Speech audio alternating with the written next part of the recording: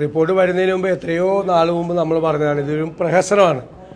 അജിത് കുമാറിനെ എതിരായി നടത്തുന്ന അന്വേഷണം രാഷ്ട്രീയ സമ്മർദ്ദം ഉണ്ടായതിൻ്റെ പേരിലും പൊതുസമ്മർദ്ദം ഉണ്ടായതിൻ്റെ പേരിലും മാത്രം നടത്തിയ ഒരു പ്രഹസനമായിരുന്നു. അന്ന് തന്നെ ഞങ്ങൾ പറഞ്ഞിട്ടുണ്ട്.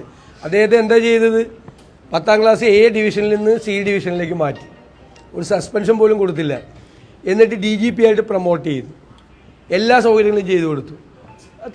അദ്ദേഹത്തിൻ്റെ താഴെയുള്ള ഉദ്യോഗസ്ഥന്മാരെ കൊണ്ട് അന്വേഷണം നടത്തിച്ച് ഒരു കുഴപ്പമില്ല എന്നുള്ള ക്ലീൻ ചിറ്റ് മേടിച്ച് ഇത് അവസാനം ഇത് ചെയ്യുമെന്ന് മുൻകൂട്ടി പറഞ്ഞ ആളുകളാണ് ഞങ്ങൾ പറഞ്ഞത് ശരിവയ്ക്കുകയാണ്.